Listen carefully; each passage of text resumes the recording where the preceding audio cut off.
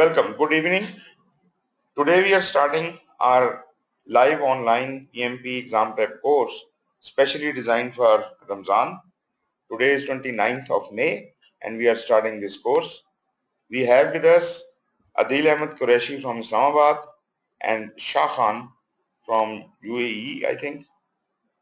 There were lot many people who tried to register but they ran away just to do the Ramzan.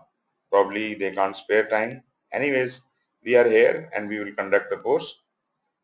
So today we will be talking about the basic introduction of the course, and rather I would say we'll be talking more about the certification and PMI and the standard and all these things more. And after today, then we will go on with the project management body of knowledge. We'll start covering that. So the name of this course which we are conducting here is A Manager's Guide to Project Management. This is based on a guide to project management body of knowledge, which is the standard 5th edition by Project Management Institute. Those of you who are already aware what PMI is and what PMBOK standard stands for, you would know that PMI is a leading authority in project management. They have established a lot many standards, and the core standard is project management body of knowledge, and this is the standard which is used for the certification exam of PMP, Project Management Professional.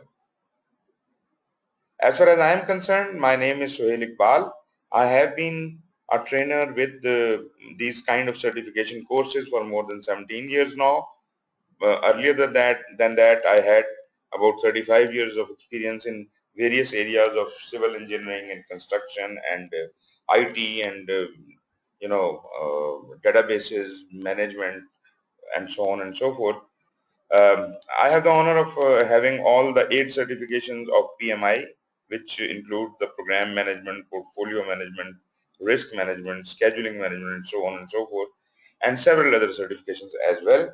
And I have been training for quite a bit of time. For the last 17 years, I am doing this project management training, and before that, for over a decade, I had been training the IT professionals. So, but now I'm exclusively working on project program and portfolio management, and this is, I think, I just really can't count. More than 15 or 20,000 students have gone through my hands, and we have conducted more than 1,000 courses so far. As far as the online courses are concerned, we started them in 2014. My first PMP course, my first risk management course, scheduling course, they were all conducted in 2014. And we are continuing with this model because a lot many people like you who are not able to present yourself right in front of the class because you are not available here. Mostly people from UAE, Saudi and even from Canada, Denmark, many people have done these courses. We also have conducted recently a course on program management, which was attended by 4 or 5 people from all from different countries. I was expecting more people to be coming in this Ramzan course, but unfortunately they all bailed out at the last moment. Anyways, the standard, you can see the picture of the standard, a guide to project management body of knowledge, 5th edition. This is the core standard of PMI. If you are a PMI member, you will have access to this standard. Can you tell me if any of you hold a membership of PMI?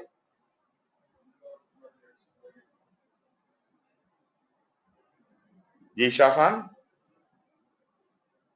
I was planning to get a membership.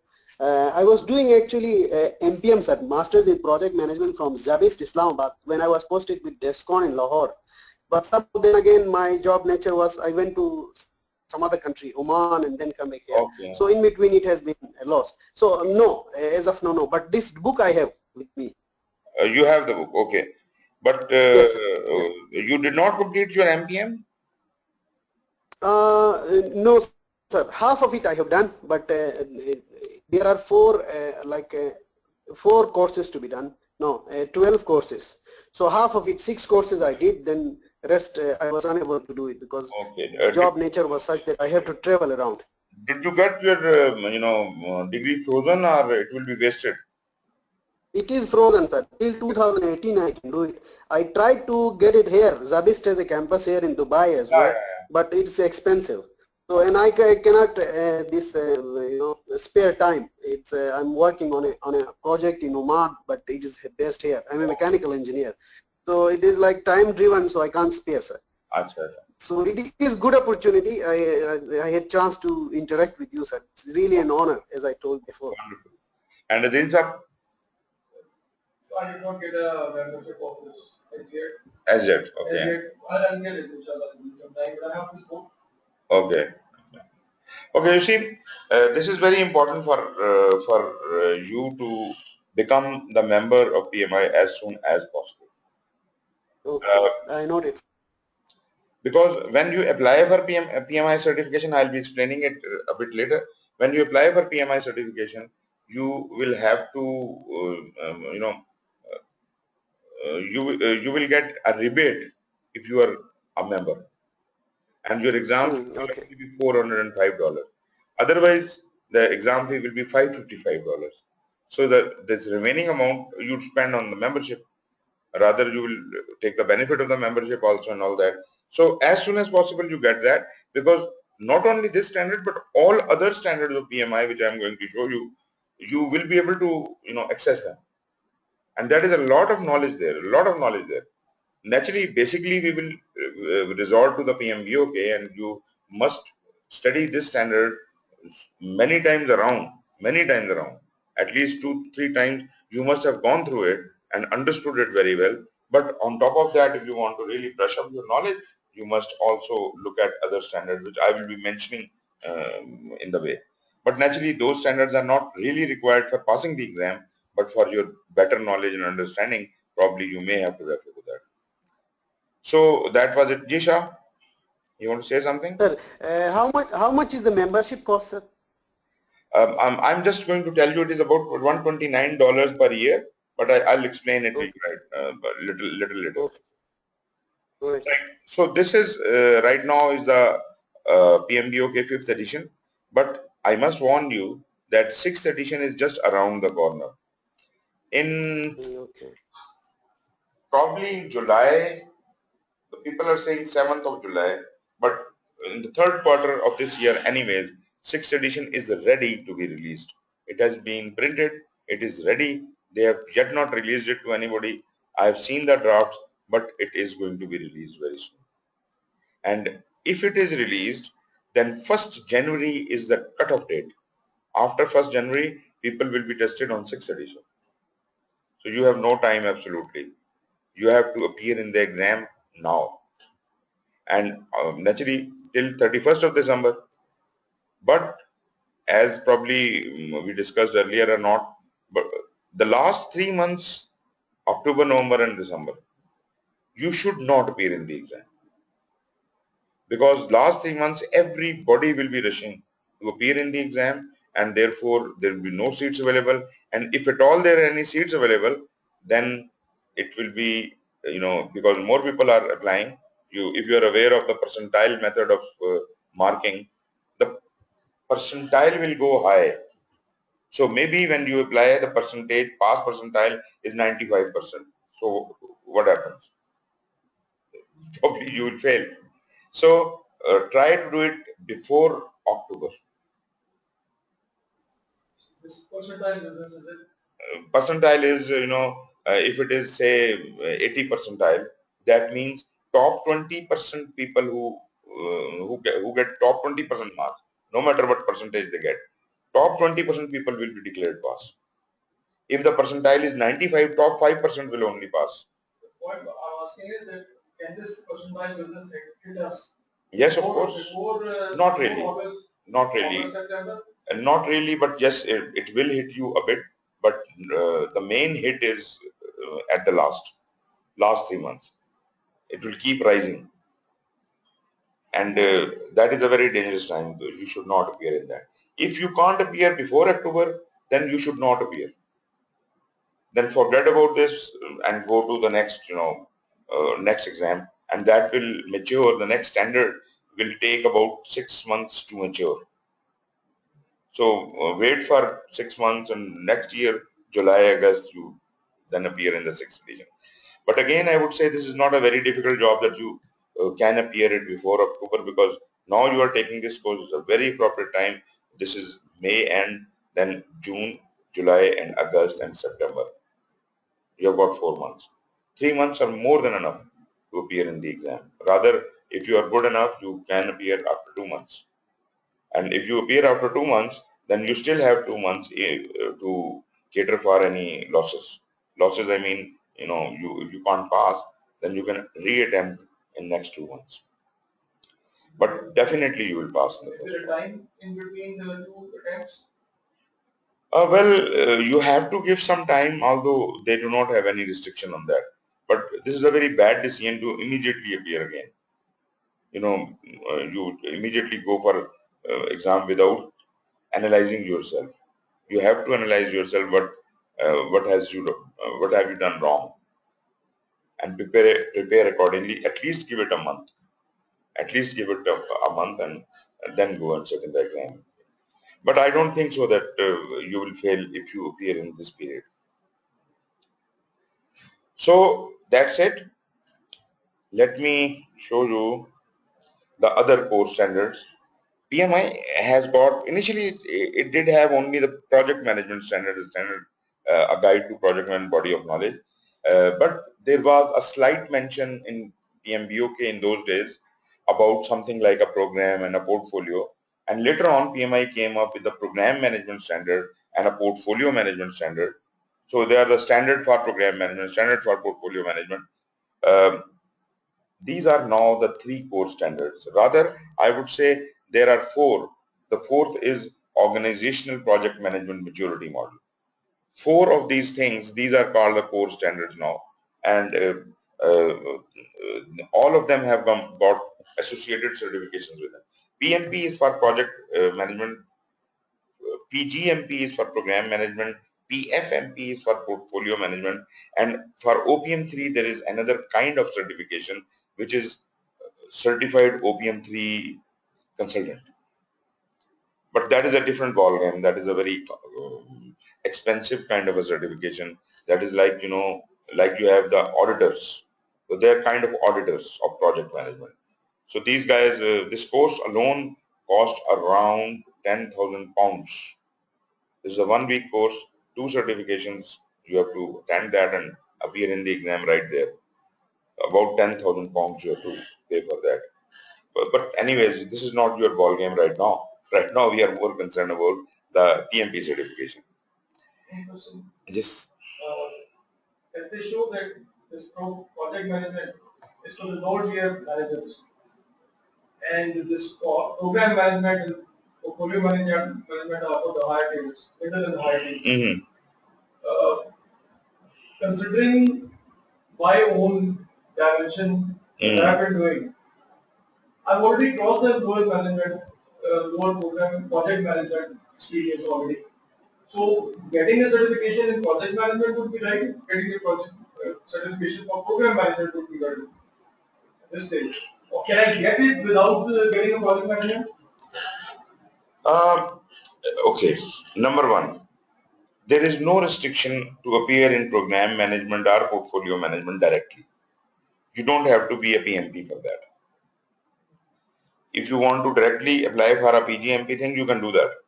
If you should show the prerequisite experience and everything. If you fulfill that, you can sit in the PGMP exam. There are many people who are not PMPs, but they are PGMPs. And there are many people who are not even PGMPs or PMPs, they are PFFs, portfolio management.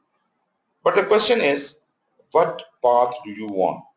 One assumption you have made, that is a lower level certification, is wrong. This is a middle level certification. The lower level thing is called CAPM. CAPM is Certified Associate in Project Management. This is for those people who have no experience. They are fresh from the school, and they don't have much much of experience they have got. For PMP, you need to have at least 3 years of experience. At least 3 years of experience. And maximum? Maximum could be any 20 years, right? So it could be anything. And what would be more prudent to get a project management? The earliest you can get PMP is at 3 years of experience, right? And normally people do it at 5, 6, 7, 8, 15, 20 also. So there are many people, who have got a lot of, when I did it, because at that time nobody was doing PMP, and I was probably the second person in Pakistan who did it, but I was over 40 at that point. So yes, it can be any time. Anyways, so as far as a program management is a different kind of experience. It depends whether you have dealt with programs or not. If you have never dealt with programs, there is no fun in applying for program management. If you have all the life you have been involved with projects only and you have no exposure to programs, how can you appear for program management? You do not fulfill the prerequisite. So it is always good, even if you qualify for program, I would say ornamentally it is better to go through the PMP and then PGMP and then PFMP. That would be better for you. But those people who have got a lot of experience in this, they think that they already have the knowledge, all the knowledge of project management and all that, and they don't need to be tested again for that. So they can go directly for PGMP. But naturally, here in Pakistan, I am not really sure about it. Because people here, they may think a lot, but they do not even have the basic level of knowledge for the project management. People with 30, 50, 40 years of experience who have been doing projects all their life, they don't know project management. And they have been practicing by gut feeling. So PMP is better that you do it. Okay. Then we have got other standards by PMP. Ji Shah Khan.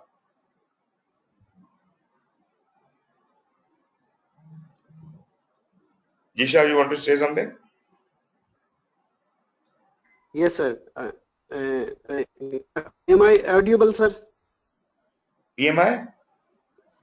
Okay. What I was saying is, sir, I think it is the best way to go from project management to program management and then to a portfolio management. Okay. Because a group of projects make this programs portfolio. If you do not know the basics of project management, then I doubt you will be able to manage programs and portfolios. Yes.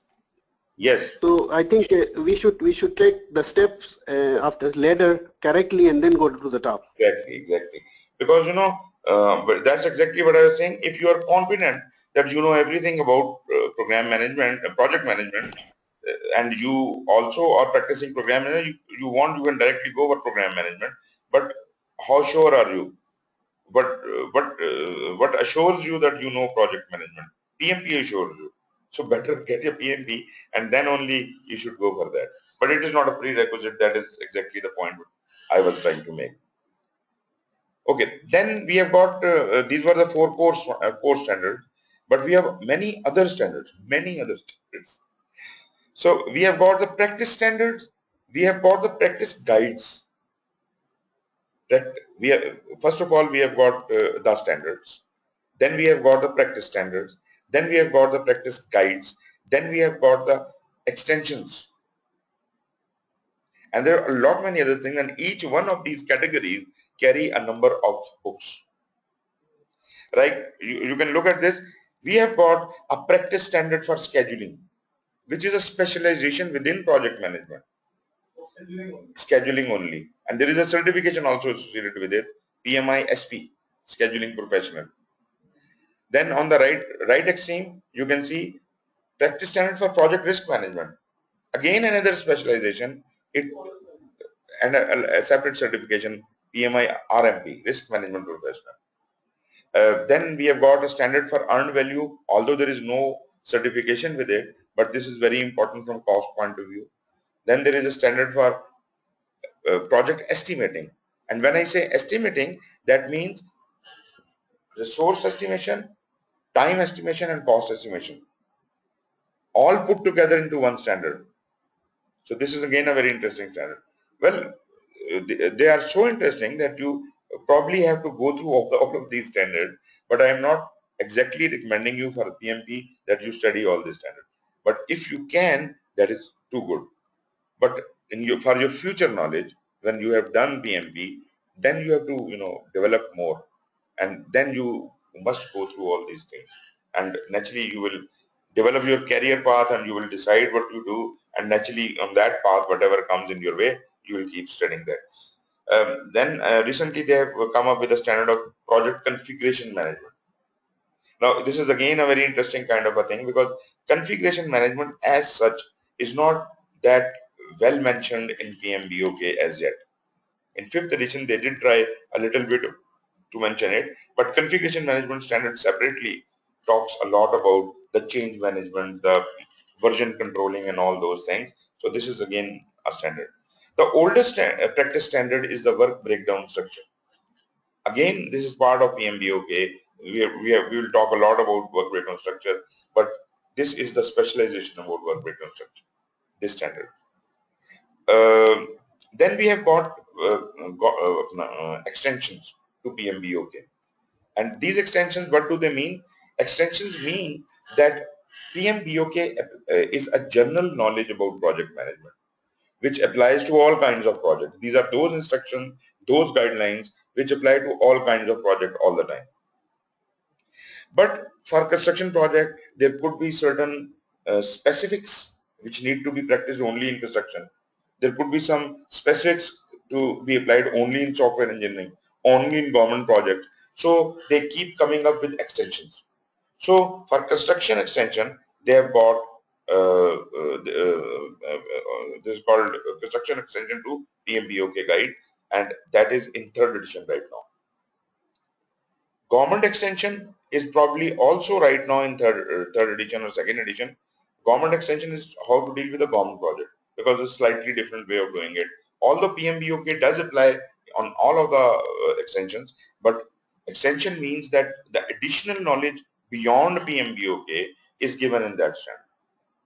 So the government extension will talk about those things which are important in government and which are not included in PMBOK. Then recently they have come up with a software extension for software projects. Agile? Not really agile, but a software extension. Software. We will talk about the agile later, because there's yet another standard. Agile is yet another standard which is coming up. In the 6th edition. 6th edition they have they included? Okay, if you look back,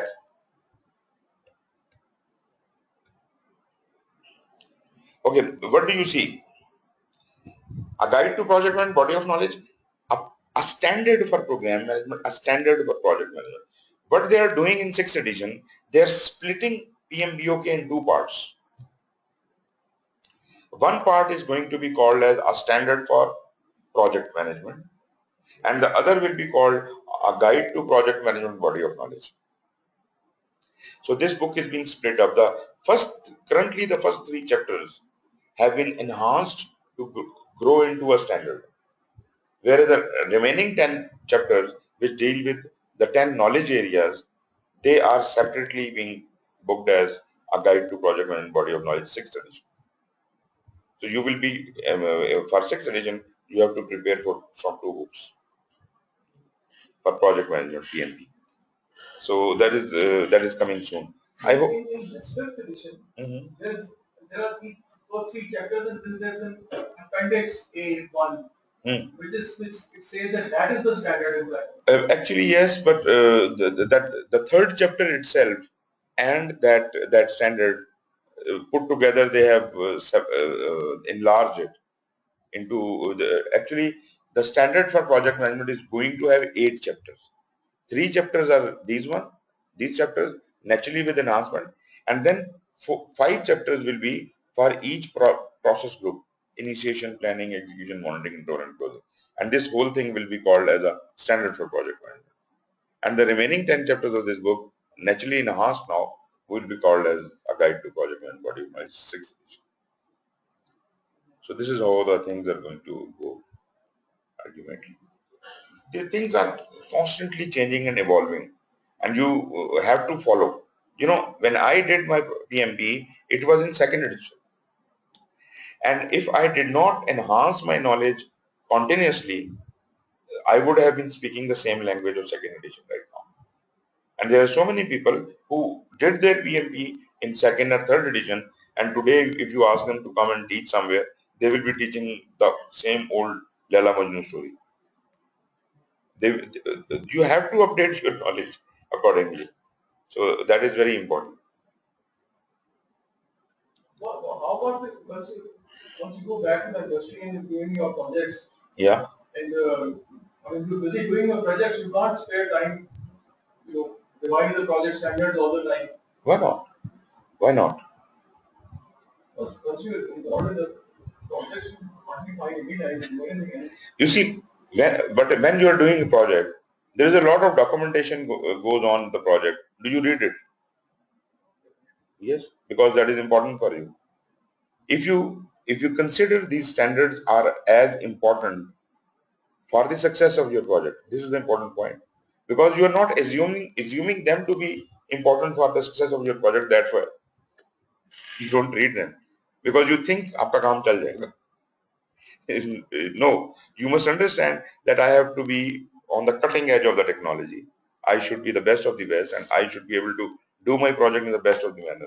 So this is your personal interest that you keep enhancing your knowledge according to the latest standards. So you will, once you get interested into it, you will.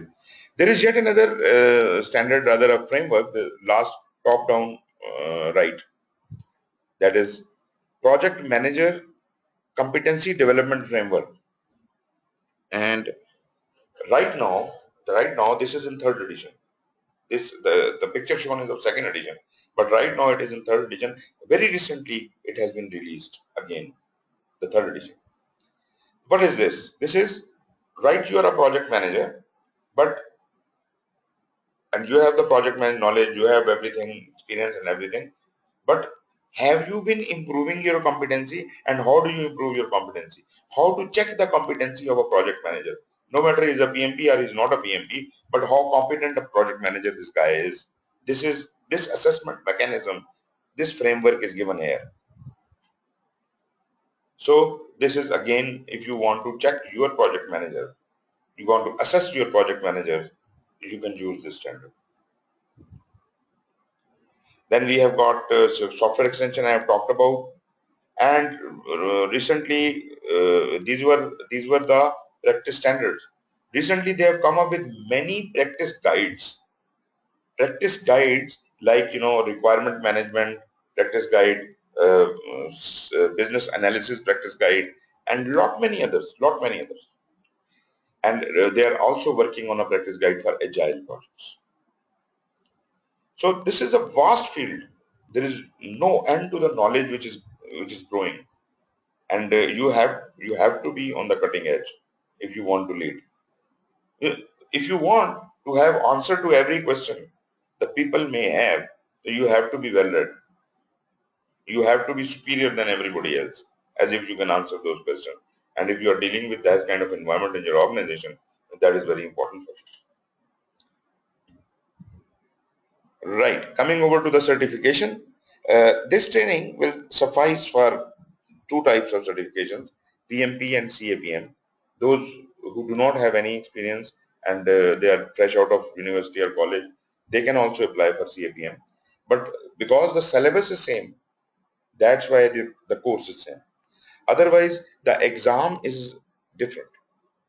PMP exam is for, as I said, it is a middle career people, and these are more experienced people. They have to have experience of the project. You see, if somebody wants to show an experience of 3 years in projects, probably he has to have served at least 5, 7, 8 years in business. Normally, people do not get involved in the projects right from the outset. So they have been doing the operational work, this work, that work, and ultimately, they get into the projects. And after you have completed 3 years, you already have experience of 7, 8 years. So this is a middle career kind of a thing. But a CAPM is for a fresh graduate or a person with just a year of experience, 1 year of experience. That is okay. So he can go for CAPM. CAPM exam is easier in the sense that it is, these are simple state questions. Um, these are 150 questions in 3 hours. Whereas PMP is 200 questions in 4 hours, and these are not simple state questions. These are scenario based questions. Every question you will be asked, this is the project, you have done this and this has happened, what will you do? So you have to give your option. So you have to, really rack up your brain to answer those questions, and that is really tough. Really tough. It's not easy to pass this. For every certification PMI has recently 8 certifications. As I told you earlier, CAPM, PMP, PGMP, PFMP, Business Analysis PBA. Then we have got Risk Management Professional, Scheduling Professional, Agile Certified Professional. These are the 8 certifications. So for every certification PMI has, they have created a handbook. And if you go to their website, pmi.org, you can download this handbook. And the handbook you will download will be the latest because you will be downloading it from the PMI website. Actually, they keep changing the rules, and you should not be following an old handbook. So don't get it a copy from someone else. Try to download your own copy directly from PMI website, and therefore that will be the latest. So what I am following right now, which is the current copy available on PMI website, was actually published in 7 December 2015. And maybe they will change it anytime. But this is the current version which I know of. This handbook tells you what is PMP, how do you apply for PMP, what are the requirements, and all those things are included here. This is one book which you can download, and there is another one which is called PMP Examination Content Outline. That is also to be downloaded, and that is also to be followed. But first, the handbook. Similarly, like PMP handbook, there is a CAPM handbook, and this applies to the CAPM people. As far as the growth of PMP is concerned, this graph only shows up to 2012, but in this you can see that the number is increasing exponentially. When did I do it? I did it in 2000, and then it was only 27,000 people. Currently, there are more than 7 lakh people who are qualified PMPs. So I have met a person who, the certification started in 1984. Yes, 1984. And the first person the first PMP of the world, I have the honor of having met that person. Eric Janet, his name was. He's dead now. And he was one of the pioneer members of PMI, who founded PMI. He was pioneer members of PMI. So you can see 84 till 93, almost 9 years, and they had only 1,000 PMPs in 10 years. 93 to 2003, the increase is 72,000, mind-boggling. But at the same time, 2003 to 2013, this is completely multiplying it simply by 10. 10 times the things are increasing every 10 years. So this is likely to go on like that. And the number of PMPs are going to rise. And this is the graph only of PMPs. All other certifications are also making a very good progress. Very good progress. But naturally, this is the oldest one, most popular one. Everybody knows about it. Therefore, people opt for it, and its number has really gone up. Okay, how does a certification come into being? Naturally, PMI was basically concerned about providing a guideline for the project managers. Jisha Khan, I'm sorry, I didn't see you. क्या कह रहे हैं? No problem, sir. No issue, sir. I just wanted to know if you have this PMP handbook, if you could share us on the email, and also the PMP examination outline. The reason being, I downloaded it from the Prometric website, which is the test centers in UAE. So I don't know whether that is the latest one, or I missed your Okay. the date you mentioned, sir. Number so, one. Number okay. one. Prometric, if you have downloaded it from Prometric, I don't know, it is there on Prometric, but if you downloaded it from there, that must be latest. But why can't you download it from PMI website, pmi.org? Okay, I'll do that. Because whatever you will get, you will be confident that this is the latest. Moreover, Okay, sir. this material is completely included in the slides, and these standards, both these books are also, I will be providing you a link from where you can access everything. These books, PMBOK, everything you can access, even questions and Okay. lot many things. So don't worry about it. I'll give you everything, but still I would recommend that you should become a PMI member and download those things directly from the horse's mouth. Sure, sir. I'll do it tomorrow, inshallah. So, okay, when PMI established standard, uh, there was wide acceptance in the market because there was a big gap. There was no organization worldwide which was providing any certificate, standards for project management. So most of the industry adopted this standard as such. You see, before these standards came into being, many big organizations had their own mechanism of project management. They had authenticated their own mechanism.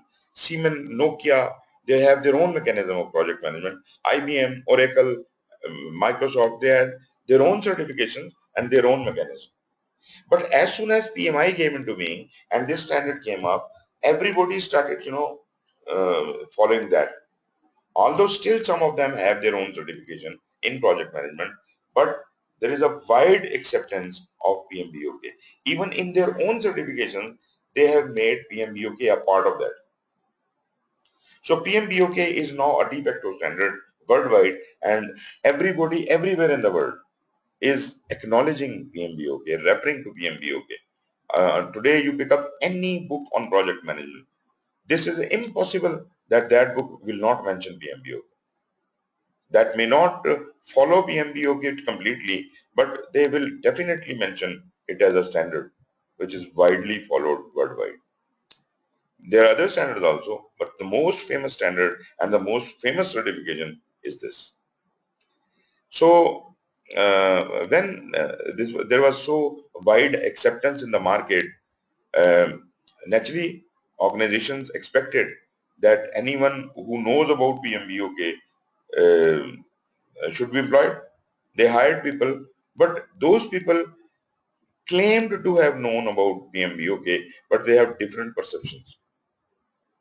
And they were not exactly following what PMBOK said, but they claimed that they did. So there was no standardization worldwide. So they were worried, the industry was completely worried. How do we select proper project manager? What is the mechanism of doing that? So PMI came to the rescue in that. PMI conducted a market research. What market research? Now, the interesting part is this PMI does not advocate its own standards. It is a volunteer effort. They built up a market research team by a third party, and they conduct the market survey worldwide, not only in North America or anywhere else, worldwide, and they come up with a specific requirement of a project manager. What skills a project manager should have? So all those skills are noted down, and according to those skills, they develop the exam specification.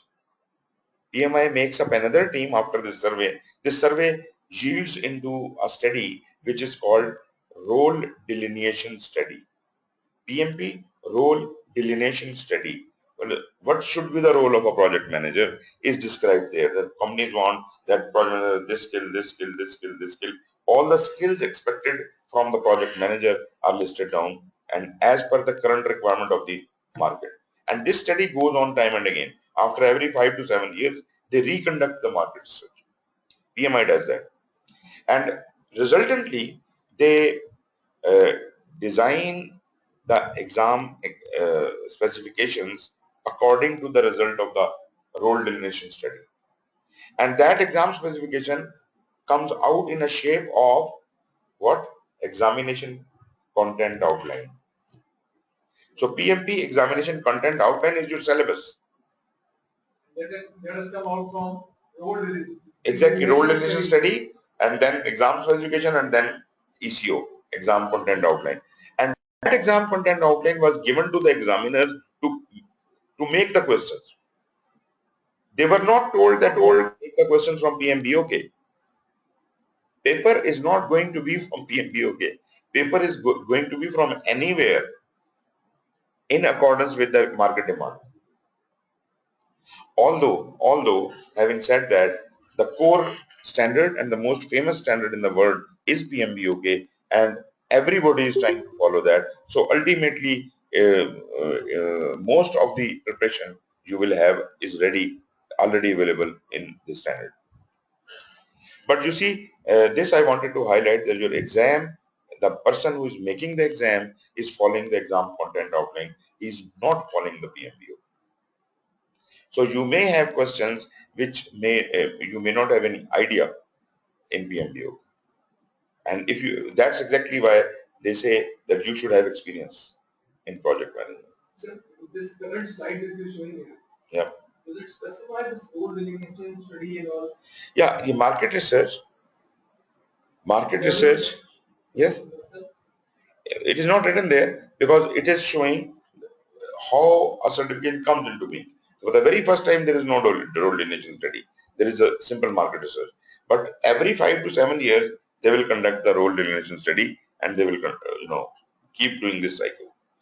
Moreover, once the exam is developed, and for the first time they will, recently, about a few years back, when the PBA, Professional Business Analyst, came out in 2014, we appeared in the pilot exam. So there are only few people who appear in the pilot exam, and if they pass, they pass. But how do they pass? Because at the time of pilot, they don't have any criteria of passing. So we are test cases. So based on our way of attempting the questions, they will determine the passing criteria, and then will pass those who have passed. And that criteria will then be applied to all in future. The pilot is only done for the very first time the certification is introduced. In the next cycle, next time when the role delineation study goes out and exam content change, there will be no pilot. They will directly they will announce a cutoff date, and from that date onwards, new questions will start appearing. So the credential is released after the pilot, and then it goes through the continuous improvement cycle. Again, the market study, and this cycle goes on and on.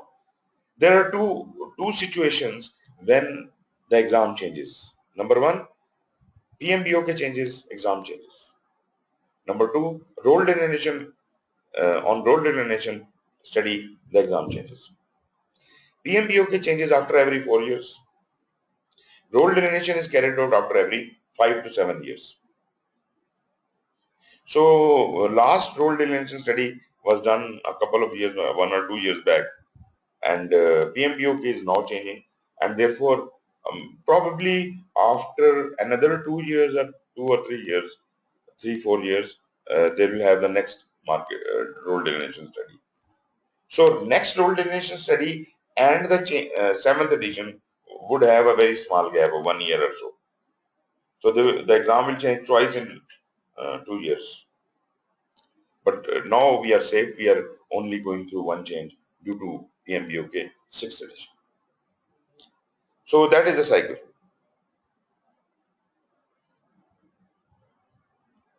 How do you apply for it?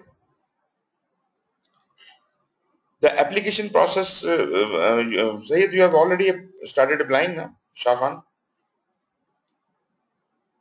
Sir, yesterday I was going through the website, sir. Yes, I am in the process of applying, sir. So as you suggested, first I'll become a member and then I'll apply. Yeah, of course. You must first become a member and then you should apply. Yes, of course. Okay, there was an input from today's your lecture, sir. So I'll do it tomorrow. So you also start applying for filling the start filling the application. First become the member and then start PMB. First become the member of PMI and then start applying, filling in the application of PMB. Start that effort, because as soon as you start doing that effort, that will take time. It is not done in one day. So you can keep saving it and keep doing it over a period. So keep filling all the data you have got. And ultimately, by the end of this course, you show me your thing and submit it. Just give me a break. I have to go to washroom and I'll get back. Right. I was trying to explain the procedure of applying for PMP exam. Okay. First of all, you need to go to PMI.org, right? Like any other website, you can create an account there.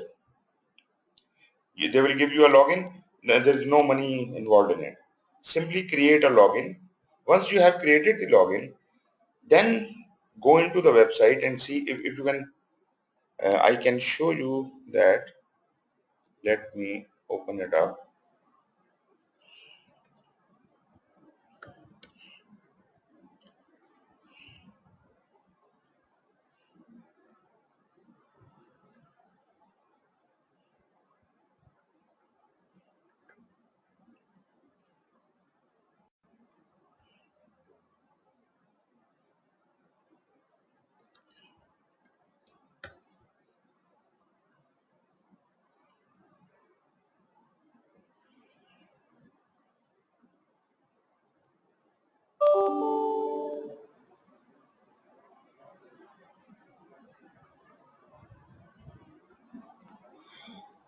Okay. Can you see the PMI site?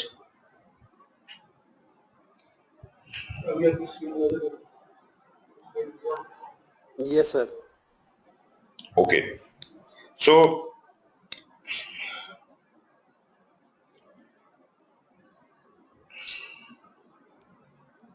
let it come up. Okay. You see this button register? आ रहा है कि नहीं आ रहा? Okay. If you are not a member, you have, Yes, sir. I mean, you are not registered already. I'm not saying member. Register already. Register here. They will ask for certain details naturally, and you can fill on those basic details, and you will create your login number, password, and whatever. You can have your login. Let me see if it allows me, because if I try it, it will always tell me to log in from my own membership.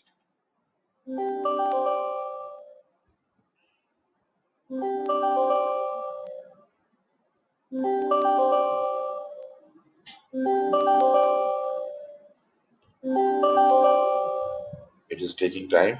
Yeah. So this is the data you have to provide. Can you see it? Yes, sir.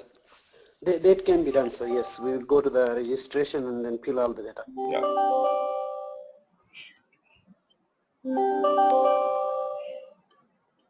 So your first name, last name, email, your professional information, company name, job title, primary organization focus, and what are the job titles you have got, CEO, CIO, academic faculty, etc., etc., etc. PM consultant, PM 1, 2, 3, PM specialist, portfolio program, वगैरह. Then you have primary organization focus, what kind of industry you are in. Area of focus, which is optional, you could write or you may not. You select a username here, a password here, confirm your password. There is a security question, like, whatever you want to. Select one security question, write answer here, and create account. That's it. You will have an account. So next time you log in with that account, and then you apply for the certification. Okay, let me get back. Okay, if I log in with my name, it will automatically log in me as a member, and you will not be able to see how the membership is applied.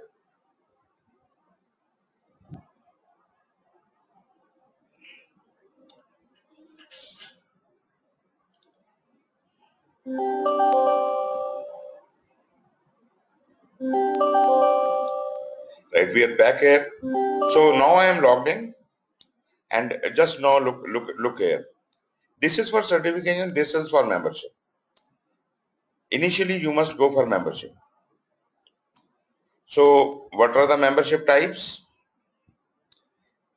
Here are the details, membership types: individual members and student members. If you are a student, you can have a membership for $32. But for a PMI member, the fees is $129 per year. Plus, for the very first year, you have to pay $10 extra. So it becomes $139 for membership. This is you have to pay. For retiree members, it is $65. Who are no more practicing, who have retired, they're no more in practice. So if they want to remain in touch with the profession, so they can pay $65 per year. So this is the membership. You pay. I don't have an option to pay, I think, because I am already a member.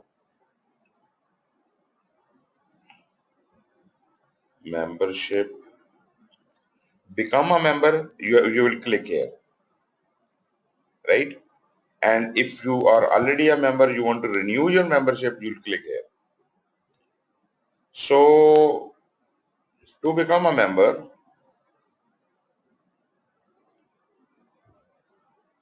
this okay, it is again telling me all of those same details.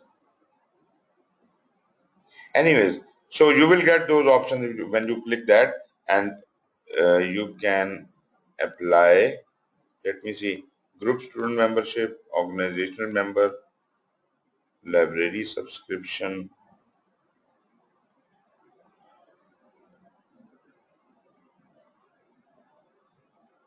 You can also join the local chapters from when you apply for the membership.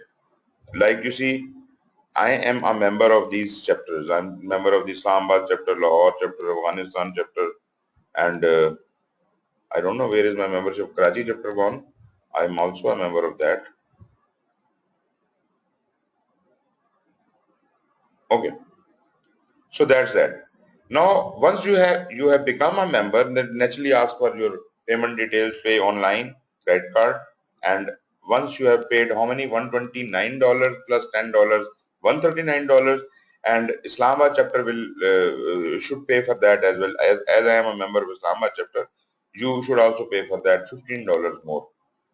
So 139 plus 15, $154. So $154, and I must insist that you should take the membership of the local chapter. Shah Khan, which is your local chapter? Here in Dubai, sir, there is a local chapter. It's very active. They have a Facebook page as well. They call for renowned project managers from all over the UAE to deliver lectures. So it is active, sir. Yes. Okay, very good. I will join it, sir. You join that, and I don't know what Yes, is their fee. There must be more than Pakistan, because in Pakistan it is $15 to $20, but Dubai is a big city. They must be charging like $40 or something, but I don't know. That will be manageable, sir. I'll do it. Yeah, but that Thank you for the suggestion. you can even find from here. You see here. Yes, sir. Yes, sir. Search the chapter from here. Khalij FZ LLC UAE Yes, yes. chapter, right? It's a company. Yes. Yeah. Yes, sir. And if you can click on that, I can provide you more details. Correct. I was in contact with them before. $30. For this $30. PMP training. Yes, sir. You will have to pay $169. Total $169 for you, and total $154 for you.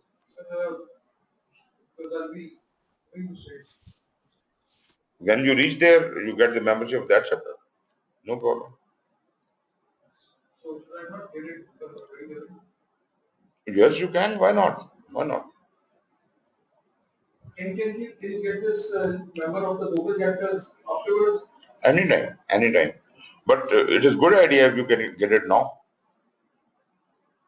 You see, right now I have got. Different for registering later. No. You just whenever you want, you can go to this place and you can select whatever chapter you want to add to your membership. That will be added, no problem. And what benefits do you get out of these? As he is saying, Shah Khan is saying, there is a lot of activity in Dubai. Similarly, in Islamabad, there is a monthly seminar. There's a lot of activity here in Karachi, in Lahore. There are a lot of activities there. And in USA also, naturally, North America is more popular. And which city are you going there? Which state?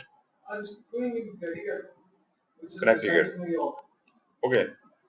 I think they have got an active chapter. They have got an active chapter even in Connecticut. There are many chapters there. In America, there are many chapters. Every state has got many chapters.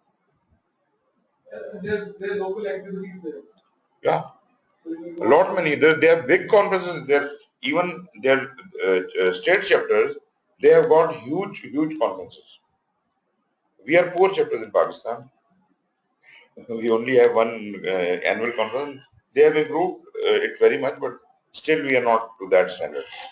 But yes, you must take as many memberships as possible if you can afford it. One time when I was a mentor for the whole region, I was looking after all Asia, which included even Japan, China, India, Pakistan, and all that. So I had to look after all those people. So I was not member of those chapters. So for one or 2 years, when I remained the mentor, I took membership of all of those chapters.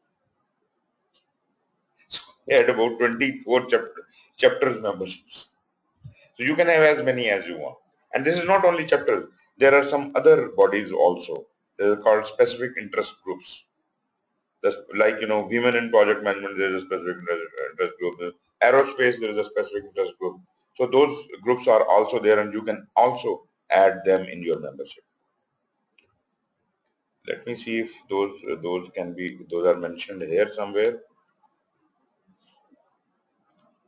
This is talking about the local members.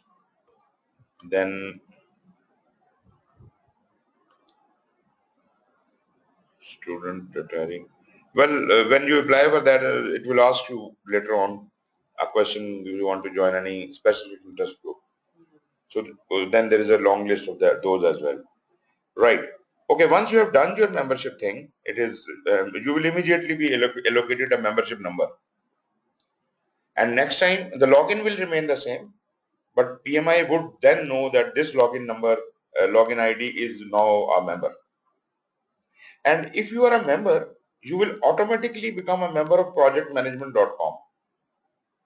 That is yet another site, and let me show you that as well. Where is my cursor?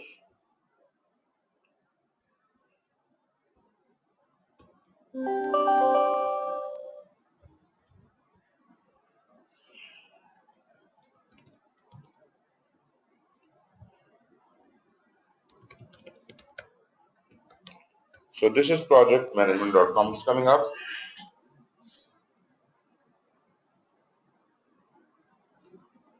Now, the story behind projectmanagement.com is there used to be a website by the name of ganthead.com, a very famous website, and I also used to take the membership of that.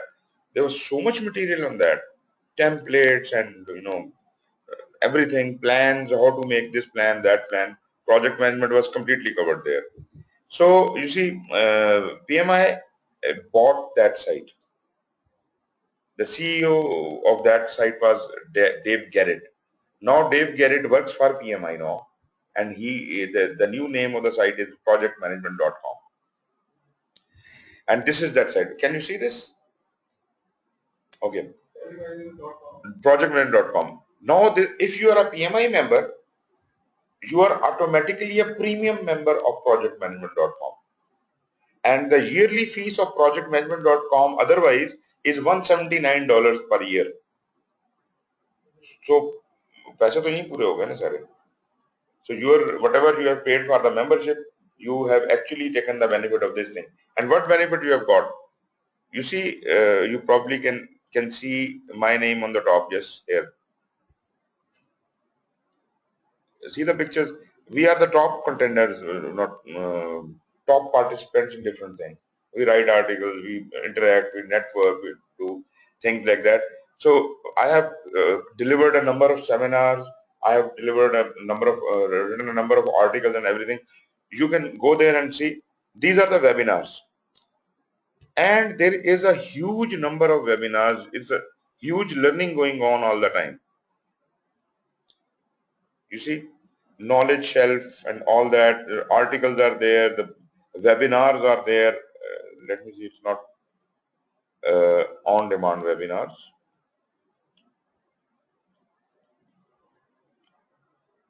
The interesting part is they have divided these webinars according to the needs of viewers.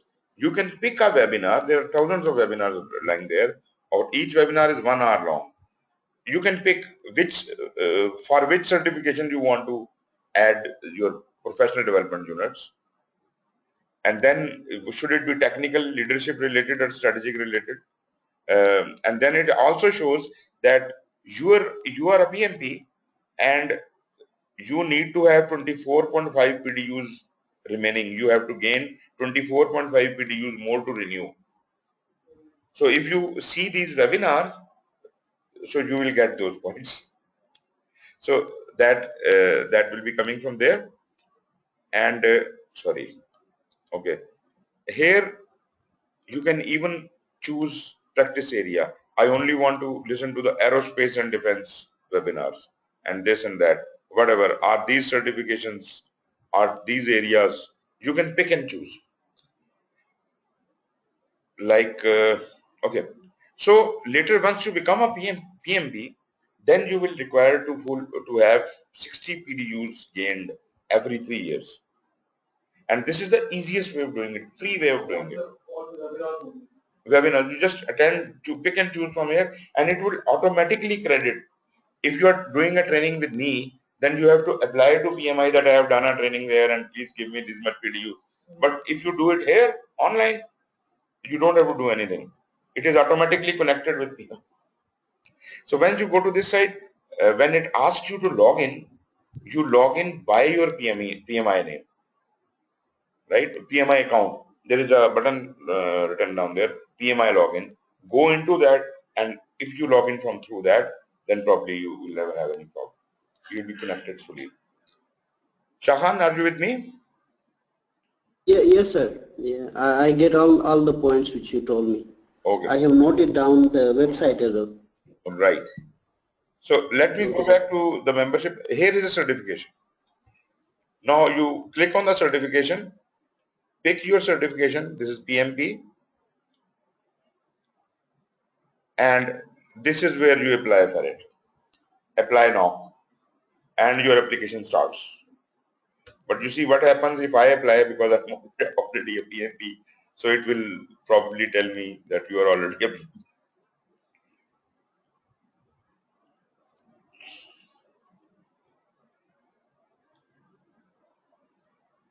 Right.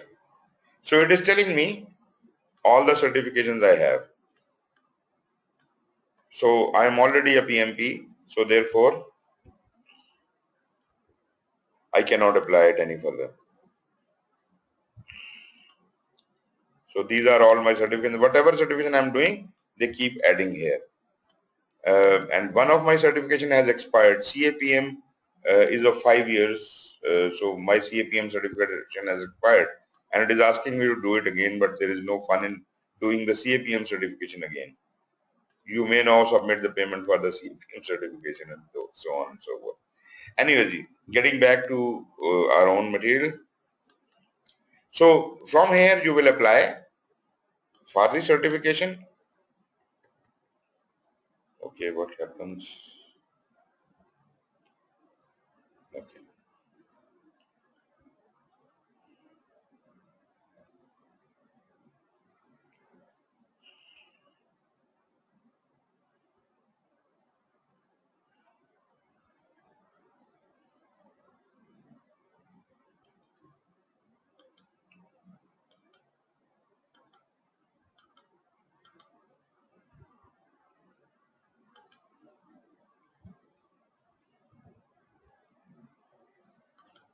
Okay, tell me when you get the screen.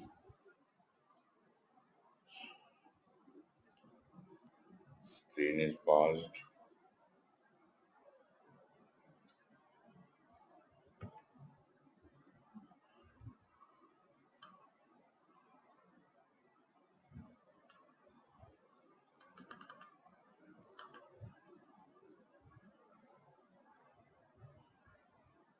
Still not there.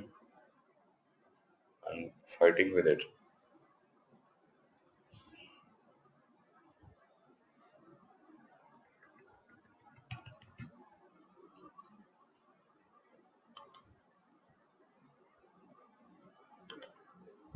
अभी आना चाहिए जी.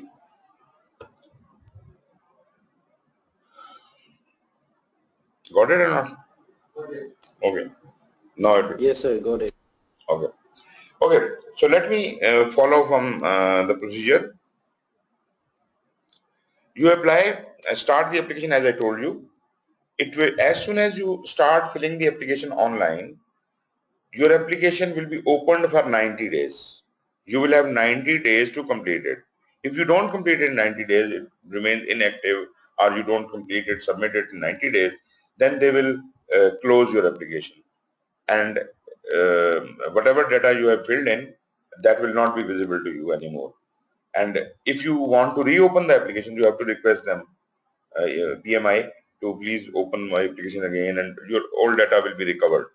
But they will give you another 90 days. But that is just a formality. But 90 days are too much. You can fill in your all your experience and everything in 4 or 5 days. And if you started now, by the end of this course, you would have filled your application all right. So once you fill your application and submit it, the last button on the application is a many page application. So page by page, you keep doing it and saving it, doing it and saving it. When you reach the last page, it asks you, do you really want to submit? You have to be very careful that you have to check, go back and check everything, that everything is in order and you don't need to change anything. Once you are confirmed, then you submit it. I will advise you, once you have filled your application, you tell me, you show me your application, and I will go through it, and then I'll let you know that your application is okay and you can submit it. Okay. Normally people, what they do is that far off, so they fill in their application and they send me their password. So I log in as themselves, and then I can, sometimes I even fix the problems in it. I correct it and then I submit it from their side. So this we can do. Shahan? Shahan, you wanted to say something? Yes, sir. I just wanted to ask, sir, what is the average time for your students for this PMP examination? You must have trained thousands of them. So few people will have like 1 month enough, and few people will be 6 months not enough for them. So what is the average, sir? So accordingly, because I'm trying to appear in the exam in probably in August. As you said, Right. After October it should not be attempted. So I want to try in August. Probably I'll get through, inshallah. If not, then second attempt in before October. Yeah, of course. You see, 3 months is enough for you to prepare. For average person can pass the exam with a preparation of 3 months. But if you are already working in an organization where you are practicing these things, then probably you need only 1 month experience. 1 to 3 months is okay. In 1 to 3 months, you can prepare for this exam. But then you have to be really very serious about it. Is it okay? Yes, sir. All is right. Don't take more than 3 months, because if you take more than 3 months, that means you are not preparing. Yes, sir. And also, if you take more time, then you tend to forget things. So I want to apply fresh, probably at the end of the this session, because I have already gone through this half of the material. So Right. it should not be a big issue. Wonderful. Yes, sir. Okay. Once you have submitted your application, PMI takes about 5 days to get back to you. And now what do they tell you? They tell you that broadly speaking, your application is found complete and is accepted for review. Meaning what? That a detailed review has to take place. But broadly, your application has been accepted and no column is left vacant, everything is fine, that kind of confirmation. And at that point, you are asked to make the payment. Because your application processing fee has to be paid. The fee you submit for exam includes the processing fee. So you pay and then your application process will start. They will process your application and you have to wait for probably 48 hours after this letter before booking the exam. They will send you, after receiving the payment, they will send you an email. After receiving that email, you have to wait 48 hours because you may be selected for audit. 10% of students or applicants at random will be chosen for audit, and normally the email which comes to you, it says, congratulations, you have been selected for audit. So whatever experiences you have shown, like your education and experience, they may audit all or some of them. So whatever they decide to audit, they will send you in a transcript form, one form for each experience. Naturally, once you have written, filled in your application, you said I did this project and this was my boss and it is his number, email number and whatever, email address and phone number. So that specific person has to be contacted by you. You can give him the transcript form. That person will fill it and he will seal it in a envelope by his signature. Meaning what? That you are not privy to what is written in the document. And the sealed envelope should be given to you. And similarly, you will collect all the sealed envelopes and then package them into one big package and send it to PMI. And this has to be sent by email. It cannot be sent by, it has to be sent by post, surface mail. It cannot be sent by email because email means you are opening the packages and scanning them, which is not allowed. So those sealed envelopes have to be physically going to PMI. So naturally it will take some time. For maybe if you are very slow post, then 14 to 15 days. But generally it takes about 3 to 5 days through a courier. So send it through a courier.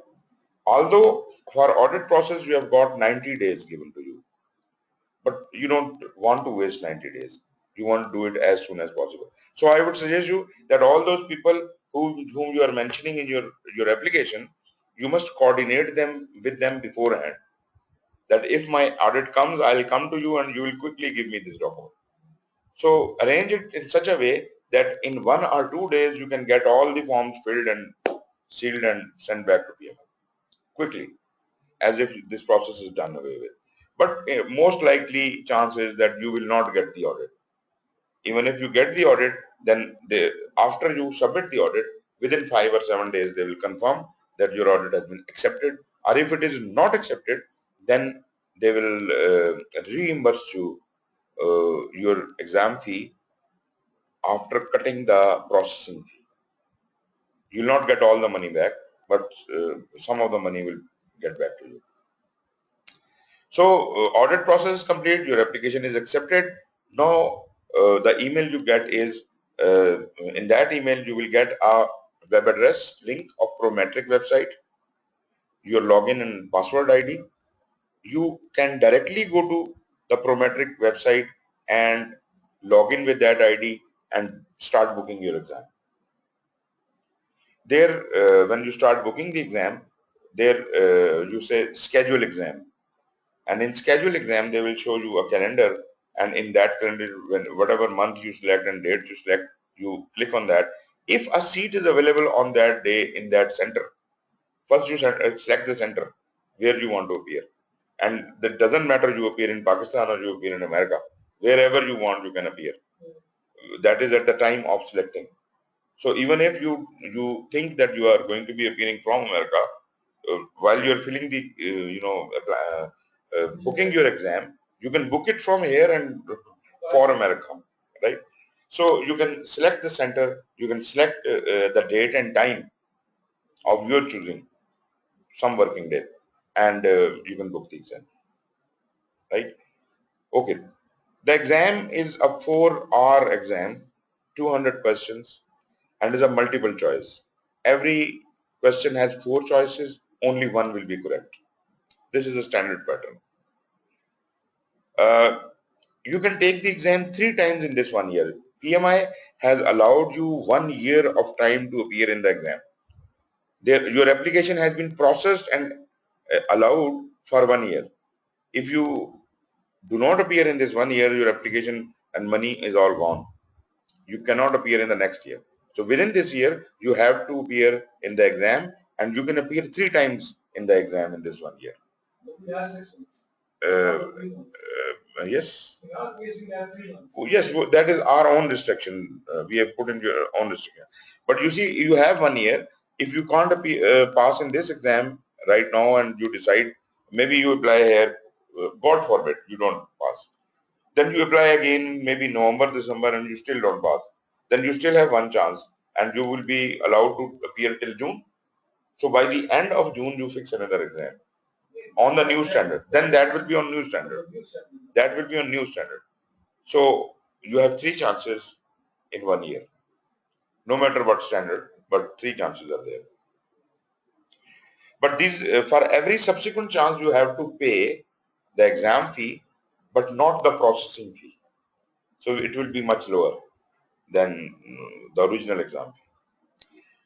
So when you pass this exam, then you can, you are a PMP naturally. From the day you pass the exam, your PMP status starts. And your PMP status stands good for a certification cycle of 3 years. You are a PMP for 3 years. And within that 3 years, you are supposed to acquire 60 PDUs. And those 60 PDUs could be distributed anyways, but ultimately you have to renew it by paying a fee. After 3 years, you pay as a member $60 and as a non-member $150, because you have to maintain your fee, membership. Every year $129, $139, $129 and whatever, every year you have to pay. And I insist that you remain the member, because if you really want to enjoy the benefits of PMI, then you must be a loyal member of PMI. Consistently, always renew your membership. Always, go to the local chapter and get involved with it. That way, you will not only be able to network with people in America or whatever place you are there, you will be able to get more job opportunities. You will be able to get yourself recognized in the circle. And you can, lecture there. You can do many things. You can even stand for the president of the chapter or whatever positions are there. So you can be active member there. So I will strongly suggest that you be doing that, because in most of the chapters I have seen in North America, there are many people who are Pakistani and who are the president or whatever, vice president or whatever. So people from India and Pakistan, so yes, I recommend that you should do that and be involved with that. And after every 3 years, you must renew your certification. If you don't, you will get a warning, but after 3 years have passed, your PMP status will be suspended. No, not yet. Suspension is not cancellation. It's suspension. Your suspension is for 1 year. The 4th year is suspension year. And during that period, you can't write with your name that you are a PMP, but you can still try to gain 60 PDUs. And if you get those 60 PDUs in that 1 year, you will get your PMP status back, right? And once you get your PMP status back, your membership will be renewed from the date it was finished, not from the date you paid. So this time, don't imagine that I'll waste another 1 year and then again I will get another 3 years. No, not another 3 years. You will get another 2 years. So your credential suspension will be evoked and you will again become the member. And if you don't do anything about it in the 4th year, then your credential will expire, and if you want to again become PMP, you have to appear again in the exam. So this is the whole process of PMP certification. As far as the CAPM is concerned, that has got a similar process, but slightly different in the way, because that is much easier. Everything else is same, but there is no renewal in CAPM. CAPM stands good for 5 years. So my 5 years have just completed, because you know what, I applied for CAPM as the 8th certification. Although it is a junior most certification, I did all the other certifications, and someone told me, some international friend, he said, okay, you are a record holder, you have all the certifications, but if you can do CAPM, you will have all 8. So just due to that, I did the CAPM certification 5 years back, and now it is again expired. So I may think to do it again. Shah Khan, आप कुछ कहना चाह रहे हैं? Yes, sir. Regarding the structure of the exam, sir, in your subsequent lectures, will you be talking about it, or this is it, whatever you told, 4 hours and 200 MCQs?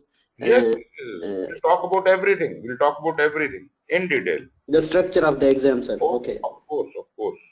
Don't worry. All right, sir. Okay. Practice questions. We have a lot. You want to do it now? I can give you exam right now. I put in some exams. I'll keep giving you them at the end of every chapter and all that. Practice makes perfect. Of course. You start doing exam questions in the exam format setting. That is where you actually do attempt some questions with every chapter, but at the same time, I would very strongly recommend that don't emphasize on questions. The preparation on questions is the last step you have to do. First, you have to learn everything. Once you have learned everything, exam is our test questions is a way of checking how well you have learned the thing and where you are lacking. After completing this course, yes, there has to be some a big question paper. Yes, you have to have. I think you should attempt about like 4-5 proper full-fledged question papers. Well, before you take up the exam. Of course, I have a lot many questions. I'll give you those, but at the same time, if you want good quality questions, then Rita Malkai is the best source, and that costs a lot. That is about 35,000 rupees, and she has got about 15 or 1700 questions in it. But don't worry about it. I'll give you ample practice. I'll give you questions also later on, and you can do your practice. But don't start practicing questions in the beginning.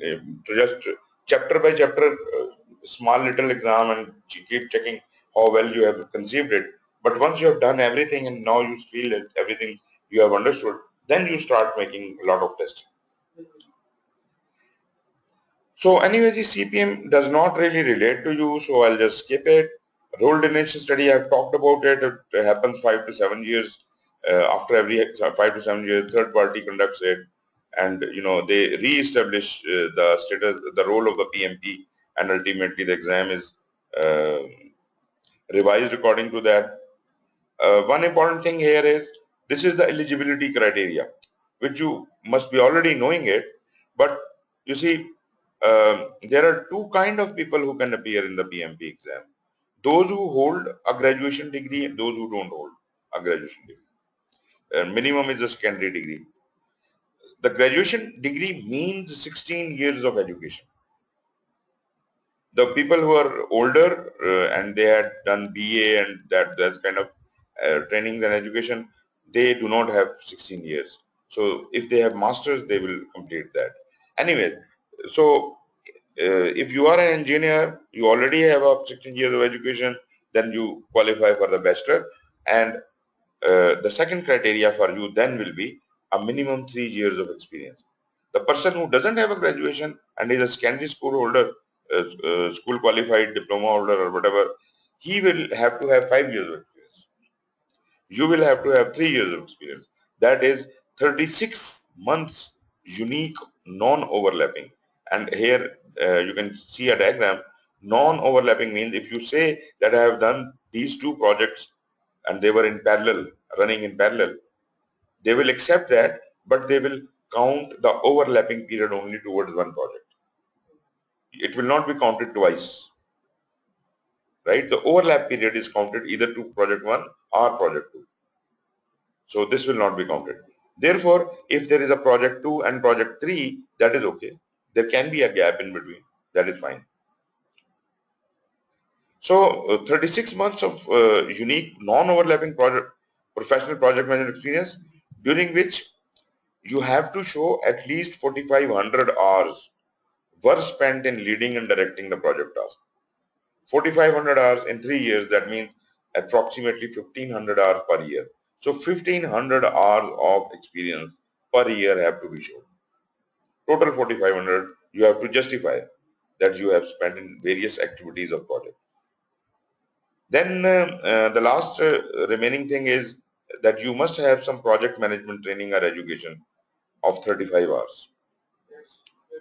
This training is counts towards that, or anything else can also count towards that. Maybe you have taken a training from Air University, attended a session, went to a PMI meeting and attended those sessions or webinars on the projectmanagement.com. They all count. So you have to have 35 project hours. For those who are not graduates, minimum 5 years, 60 months, 7,500 hours. And the education requirement is same, 35 hours of project management education. That is for CAPM. CAPM also has two categories. Both categories are secondary school, and one is without experience, one is with experience. The with experience is you just have 1 year of experience, go and straight away sit in the CAPM exam.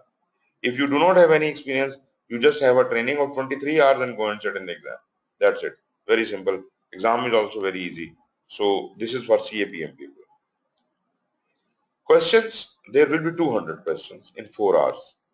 Now, this is very important to note that out of these 200 questions, there will be 25 questions which will not be marked. They will be test questions. PMI keep introducing new questions and they want to test how good this question is. Therefore, they inject 20 questions in every paper, 25 questions in every paper. Now, these 25 questions will be mixed with the log. Therefore, you won't know which are those questions. So, you just ignore these 25 questions. Forget about that there are only 175 mark questions. For you, there are 200 mark questions. So, you have to get target for at least 85%. So 85 plus 85, 170 is the pass marks for you. Although PMI does not tell you what is the pass mark, and as I said, they work on percentile, and percentile can go up or down. Ji Shah Khan?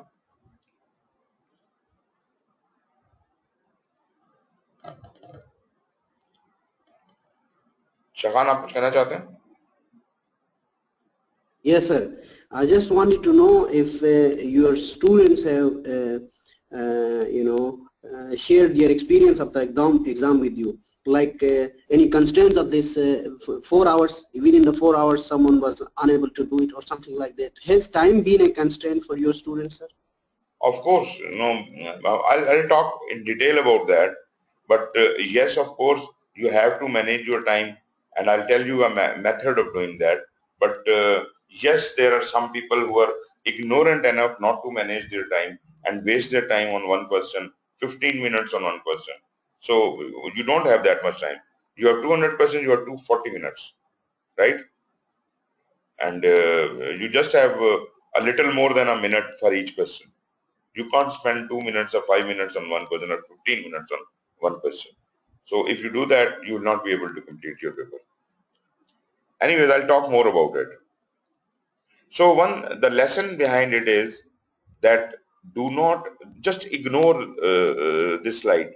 No 25 questions. Just forget about it. You have 200 questions, you have to pass on 200 questions. That's it. And you have to get maximum marks. There is no pass marks. The PMI never tells you if there is any pass marks or not. No pass marks, right?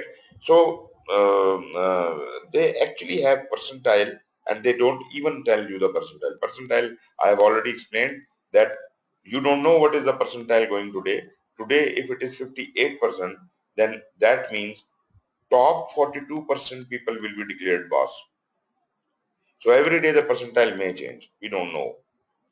So work for the worst case scenario, and when there are lot many people appearing, the percentile is likely to go up. So prepare for 85 or 90%, and then you will be doing well. So go to the exam very, very well prepared. 85 to 90%. Yes, and it is tough. That's why it is tough. But you will be able to get it, inshallah. It told me that out of 200 questions, you get 50% right. Who's it? So that depends upon situation to situation. That person might have appeared in a time when the percentile has gone down, but 50% is not justified at all. Yeah, it's minimum 70%. Minimum 70%. ऐसी खामख्याली है लोग ऐसे ही मारते रहते हैं. You know, after coming out of exam, people have a lot many stories to tell you. You know, I did it in 1 hour and I came out of it. There is no human being who can do the exam in 1 hour. They lie. I wish I could have a camera installed in front and I could show you how this person has passed the exam. Sweating and everything, and you know, 4 घंटे भी पता नहीं कैसे गुजारे. तो बाहर निकल के बातें बनाना बहुत आसान होता है. People do that. Don't listen to that trash. वो सब बक है. And these are the people who are who say this is the useless certification. फायदे कोई नहीं है. हम तो ये अप्लाई नहीं करते हैं. की क्यों थी आप? They just do it for the sake of it, for the heck of it, और फिर उसका पता भी नहीं होता क्या करना है. As far as CAPM is concerned, we have 150 questions and 15 questions are the pre-test questions or trial questions, and they have got 3 hours. All the exams questions are developed according to the ISO standards, and they are developed and by independently validated by the global work groups of PMP credential holders. Interestingly, when you are a PMP, you can also be a part of the team to develop the questions. If you have got enough experience and you can volunteer for that, they don't pay you anything for that, but you may go there. Now, India has become, you know, a big center for PMI, and my problem is that I don't want to go to India, but there are a lot of activities going on. There were recently some these PMP PBA question making teams are to be developed, and they had to work in India. I did not apply for that because of that. And moreover, if you are involved in writing the questions, you can't teach. So there are many limitations. We have to earn our bread from teaching, so probably conflict of interest. So every volunteer position you apply for, they have got certain conditions. So they may not allow you to do that. So this is right. That you just read the last point. Satisfy the test specifications of the project management professional examination specification. That is the ECO, examination content outline. Trust me, that is your syllabus. Many of the people who have passed PMP exam, they still say that we did not go through ECO. Yes, they did not, but incidentally they passed. But if you really want to prepare well, you must prepare according to the ECO, not according to the PMBOK. उधर से देखते जाएं और इधर से तैयारी करते जाएं. PMBOK, you'll find most of the things in PMBOK, but not only basing on PMBOK, you must read something else also. And the benefit of doing this course is that I will be discussing a lot many things which are not in PMBOK. I've read it from elsewhere, so I can share that knowledge with you, and you don't have to read so many books for that. So that is one of the benefits of taking the course. Okay, there is nothing here. Okay, content outline. Do you want to continue or should we take it on tomorrow? Content outline. Content outline, this is going to be detailed, syllabus. This is the content outline book. You can download it, and the distribution of the exam question, there are 5 domains which are otherwise called in PMBOK as the process groups. These are 5 domains. Initiation of the process, in this you get 13% question, meaning the 200 questions, 26 questions are going to be from initiation of the project. 24% planning, that is 48 questions. 31% execution, that means 62 questions. Monitoring and control 25%, 50 questions. And closing project 7%, 14 questions. That makes your 200 questions, 100%. These are the domains. So if you want to discuss them in detail, each one of them, then we can take it on tomorrow. Ji Shakhan. Sir, the previous slide, sir, if you could go back to one slide back, sir. Of course. Yeah, this one. Here I see, sir, most of the questions are from monitoring and controlling of the project. Once you have started the project, then monitoring and controlling should not be that big issue, sir. Why are they giving much of the questions from this area, this and the execution? It should be the initiation and the planning, because you do the proper initiation and the planning, then the project goes well. Okay, you don't have to do much in initiation. In initiation, you just create the project charter. The authorization is given and you move on to the planning. So there is not much in initiation, but still they have given a lot of weightage there.